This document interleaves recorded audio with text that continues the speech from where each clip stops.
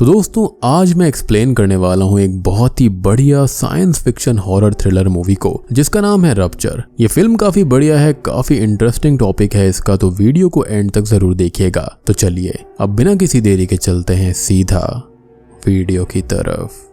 तो मूवी की शुरुआत होती है रेने नाम की एक लेडी से जो कि अपने बेटे इवान के साथ में रहती है और एक सिंगल मदर है जिसका अपने हस्बैंड से डिवोर्स हो चुका है। वो दोनों ही अलग अलग रहते हैं और इवान बारी बारी से दोनों के साथ में रहता है। रेने एक सिंपल सुलझी सी लेडी है जिसे अपने बच्चे से बहुत प्यार है। अब वो अपनी लाइफ को और भी ज्यादा वाइड करना चाहती है, कुछ एक्साइटिंग करना चाहती है, जिसके लिए वो अपनी फ्रेंड के साथ में स्काई डाइविंग भी ट्राई करने वाली है और साथ ही साथ वो एक बहुत ही लेस इंपॉर्टेंट चीज करने वाली है जो कि आगे चलकर काफी जरूरी हो जाएगी। और आजकल उसे स्पाइडर से भी काफी डर लगने लगा है। खैर अब हम उसके घर पर कुछ सीसीटीवी कैमरास को नोटिस करते हैं जो कि इवान और उसके ऊपर नजर रख रहा था। शायद से उसने और उसके हस्बैंड ने ये लगवाए होंगे ताकि वो इवान को मॉनिटर कर पाए, या फिर बात कुछ गहरी हो सकती है। खैर अब हम तभी एक कार को उनके घर के बाहर आता हुआ देखते हैं और उस कार से एक बॉल्ड मैन निकलकर रिने की कार के टायर पर कोई डिवाइस लगा देता है जो कि काफी वियर्ड था, यानी कि इनके ऊपर कोई स्पाई कर रहा था। खैर अब कुछ ही देर के बाद में रेने इवान को उसके डैड क्लिफ के पास छोड़ने निकलती है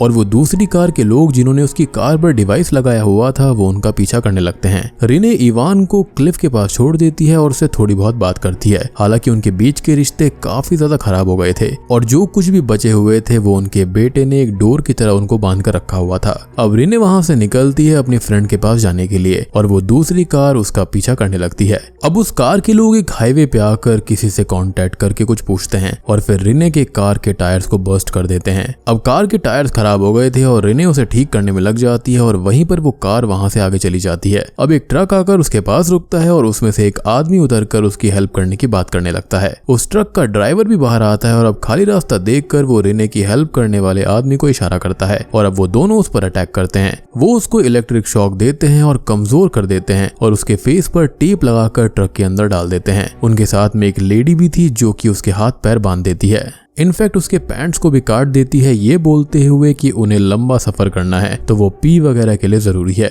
अब तभी हम ये नोटिस कर पाते हैं कि वो कार वाले दो लोग भी इनकी ही टीम का हिस्सा हैं और वो लोग अब रिने की कार को लेकर वहां से चले जाते हैं। खैर अब वो लोग उसे लेकर एक फैसिलिटी के अंदर आते हैं जहां पर उसे एक स्ट्रेचर पर बांध दिया जाता है और अंदर ले जाया जाता है। अब वो लोग उसे कुछ टाइम के लिए हॉलवे में छोड़ते हैं जहां पर उसको एक और आदमी स्ट्रेचर पर बंधा हुआ मिलता है और वो उससे कहता है कि इन लोगों को उनकी जरूरत है और वो बस G10-12X याद रखे, जो अभी तो रिने और हमें समझ में नहीं आता कि वो है क्या। और अब एक आदमी आकर उसे वहां से ले जाता है। अब रिने को भी उसके वाले रूम में ले जाया जाता है और हम नोटिस कर पाते हैं कि ये फैसिलिटी असल में एक लैब है और एक सर्जिकल बेस का कॉम्बिनेशन है, साथ ही साथ काफी हाईली सिक्योर्ड भी है। अब यहाँ पर एक आदमी होता है और वो कोई पोशन लगाकर सबसे पहले तो रिने के चेहरे पर लगी हुई टेप को हटाता है और फिर वो उसकी स्किन की तारीफ करता है और उससे बात करने लगता है, जिससे कि हमको बहुत हल्का सा आइडिया मिल जाता है कि वो लोग क्या करने वाले हैं। वो बोलता है कि यहाँ पर जो भी होगा वो जल्दी हो जाएगा और रिने को ऐसा लग सकता है कि वो सरवाइव नहीं कर पाएगी, लेकिन रिजल्ट से वो बहुत ही अमेज्ड होगी। हालांकि दूसरे रिजल्ट में वो उसे अलग तरीके से हैंडल करेंगे।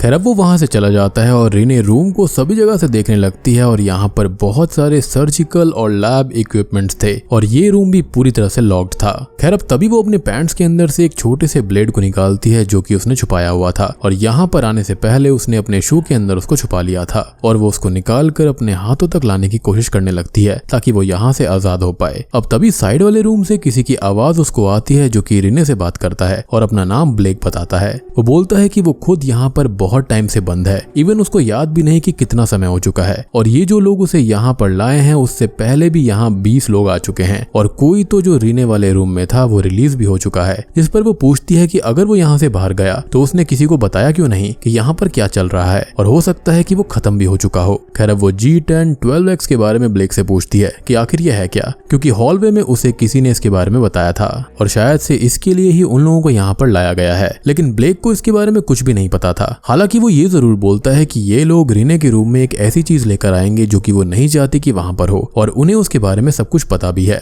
अब तभी ब्लेक के पास में कोई लोग आते हैं और उसकी आंखों के साथ में कुछ करने लगते हैं और ये सुनकर रिने को और डर लगने लगता है।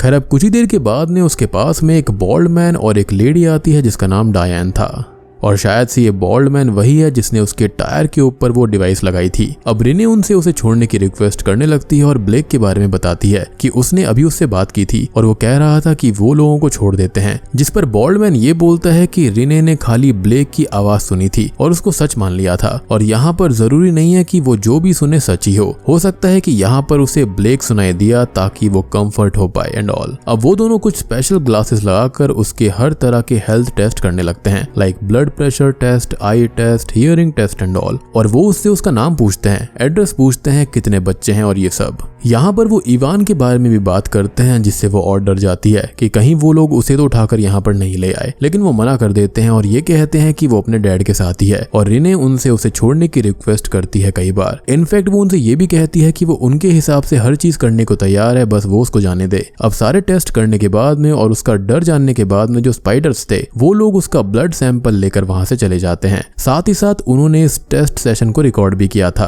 वो भी ये बताते हुए कि उनको बाद में चेक करना पड़ता है कि चीजें कहाँ बिगड़ सकती हैं। साथ ही साथ वो बॉल्ड मैन भी उसकी स्किन को स्मेल करता है काफी अजीब तरीके से।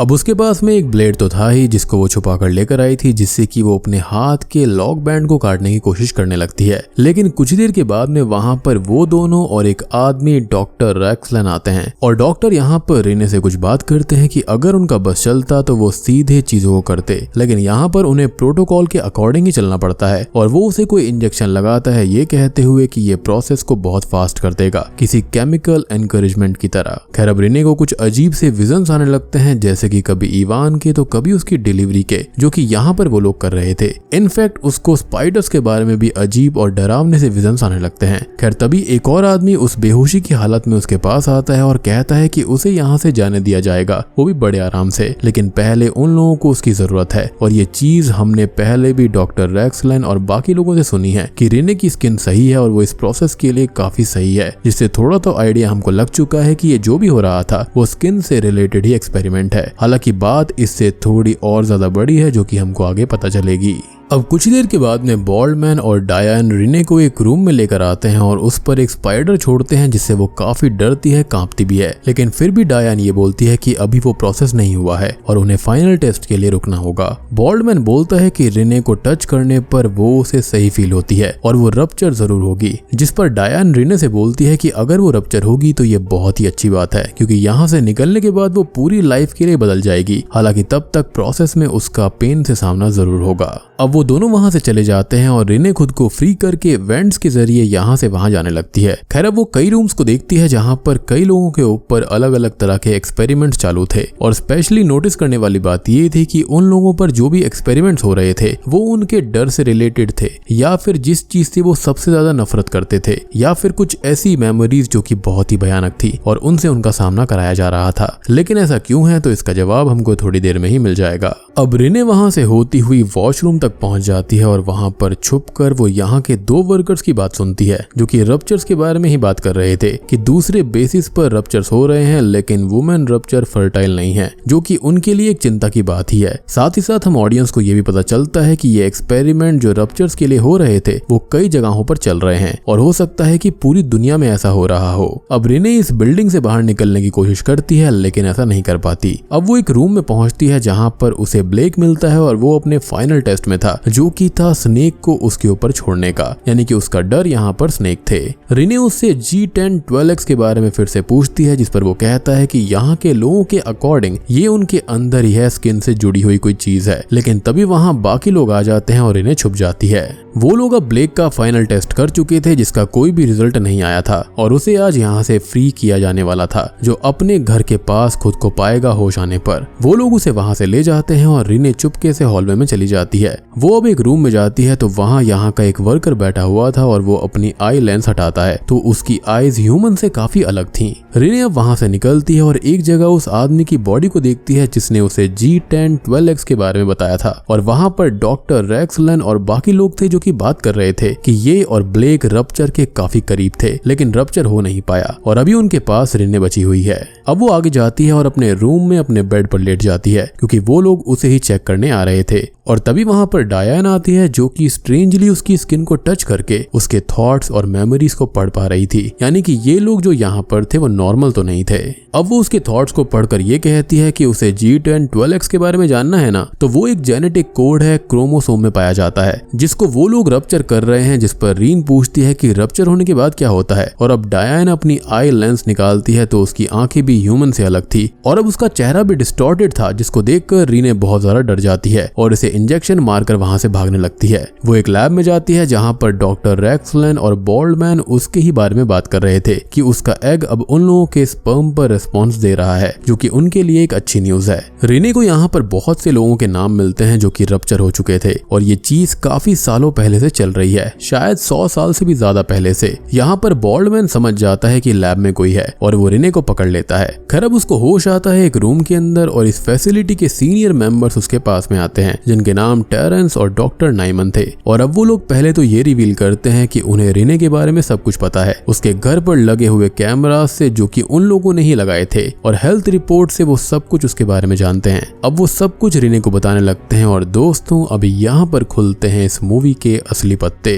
तो असल में चल ये रहा था कि वो लोग असल में ह्यूमंस थे ही नहीं, यानी कि पहले ह्यूमंस थे लेकिन अब म्यूटेट हो चुके हैं। वो लोग नॉर्मल ह्यूमंस को यहाँ पर लाते हैं, उनके ऊपर टेस्ट करते हैं और उनके डर से उनका सामना कराते हैं ताकि उनके क्रोमोसोम जो कि एक कोशिका होती है उसे रप्चर करके उन्हें ट्रांसफॉर्म कर सके अपने जैसों में। और ये रप्चर ही क्यों? तो ह्यूमन बॉडी साइंस में ऐसा होता है कि हमारा डीएनए कोशिका अगर टूट जाती है तो हमारी बॉडी के अंदर बहुत बड़े बड़े चेंजेस होते हैं। यही इस मूवी का कॉन्सेप्ट है, थोड़ी अलग चीजों के साथ में। Now coming back to the story, rupture होने के बाद ह्यूमंस बदल जाते हैं, धीरे धीरे इमोशनलेस हो जाते हैं और नॉर्मल से कई गुना ज्यादा एनहेंस भी हो जाते हैं। और ऐसा ही रीने के साथ में हुआ है क्योंकि अब वो छोटे से छोटे वर्ड को पढ़ पा रही थी, धीरे से धीरे शब्द को सुन पा रही थी, साथ ही साथ उसकी स्ट्रेंथ भी इंक्रीज हो गई थी। और ये सब रप्चर के दौरान हो रहा था क्योंकि फाइनल टेस्ट में वो पूरी तरह से रप्चर हो जाएगी और अगर फेल हुई तो उसकी जान चली जाएगी। और रप्चर सब्जेक्ट के साथ यानी कि ह्यूमन के साथ में ऐसा होता है कि कोई अगर रप्चर नहीं होता तो बच जाता है और उसको छोड़ दिया जाता है, जैसे कि शायद से यहाँ पर ब्लेक को छोड़ दिया गया था और जो दूसरा आदमी मिला था उसके अंदर रप्चर में फेलियर्स हो गए थे, इसलिए वो वहां पर मारा गया था, यानी कि उसके डीएनए में करप्शन हो गई थी। और आखिरी में सक्सेसफुल रप्चर होता है जो कि ये सब लोग हैं। अब आखिरी सवाल ये आता है कि आखिर रप्चर क्यों? तो वो लोग ये इसलिए कर रहे हैं क्योंकि नॉर्मल इंसान वायरस की तरह हो गए हैं, एनवायरनमेंट और अर्थ को खराब कर रहे हैं, इसलिए चीजों को बचाने के लिए उन्हें ऑर्डर को रीसेट करना होगा, सबको रप्चर बनाकर, जो कि अर्थ के रिसोर्सेज भी यूज नहीं करेंगे और एनवायरनमेंट वापस से बैलेंस में आ जाएगा। यानी कि शायद से इन लोगों को खाने पीने की और इन सब चीजों की ज्यादा जरूरत नहीं पड़ती, ना ही उनके अंदर इमोशंस हैं, तो उनको कोई भी मटेरियलिस्टिक चीज नहीं चाहिए होगी जिसके लिए पूरी की पूरी अर्थ को बर्बाद किया जाता है। अब रीने का फाइनल टेस्ट होता है जिसके अंदर उसके ऊपर बहुत सारे स्पाइडर्स डाले जाते हैं और कुछ देर ऐसा करने के बाद में यहाँ वहां भागने के बाद बचने की रिक्वेस्ट करने के बाद में वो सडनली नॉर्मल हो जाती है। उसका डर खत्म हो गया था और उसका चेहरा डिस्टॉर्टेड होकर ठीक हो जाता है। मींस वो सक्सेसफुल रप्चर हो चुकी थी, जिससे टेरेंस और बाकी लोग काफी खुश होते हैं, यानी कि अब वो उनके जैसी हो गई थी। खैर अब अगले सीन में रीने अपने घर पर थी और अपनी नॉर्मल लाइफ को स्पेंड कर रही थी रप्चर होने के बाद में, और काफी कुछ चेंज भी हो गया था। वो टीवी पर न्यूज भी देखती है जिसके अंदर ब्लेक कुछ मनगढ़ंत कहानियां बता रहा था कि उसे एलियंस उठाकर ले गए थे एंड ऑल, जिस पर कोई भी वैसे भी भरोसा नहीं करेगा, और उसने रियल चीज बताई और इस तरह रप्चर सभी से छुपा हुआ है आज तक। यानी कि जो लोग बच जाते हैं उनके ऊपर कोई भरोसा ही नहीं करता। इनफैक्ट ये जो रप्चर हैं ये सभी चीजों को कंट्रोल करते हैं। हालांकि ये चीजें जो कर रहे थे वो अच्छे कॉज के लिए थी, लेकिन तरीका काफी गलत था। और यहाँ पर चुने गए लोग भी काफी ज्यादा स्पेशल होते हैं, जैसे कि रीने थी।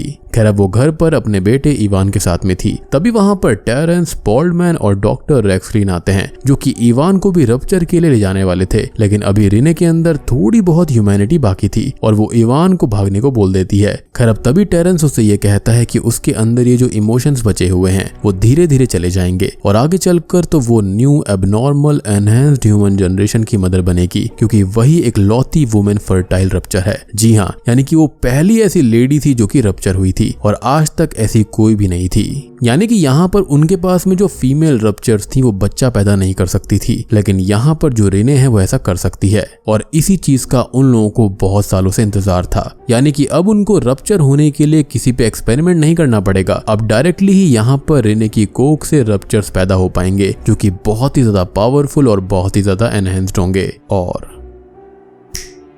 बूम, इसी के साथ में ये मूवी यहीं पर खत्म हो जाती है।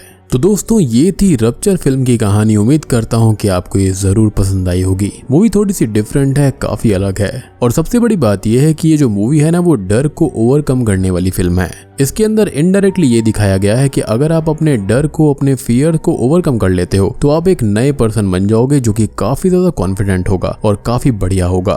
बाकी यहाँ पर सारी थ्योरीज वगैरह मैंने आपको पहले ही समझा दी है कि यहाँ पर हो क्या रहा था। उम्मीद करता हूँ कि आपको ये वीडियो पसंद आई होगी। पसंद आई है तो वीडियो को लाइक कर देना, चैनल के ऊपर नए हैं तो सब्सक्राइब कर लीजिए। तो मैं आप सबको मिलता हूँ अगली वीडियो के साथ में, तब तक के लिए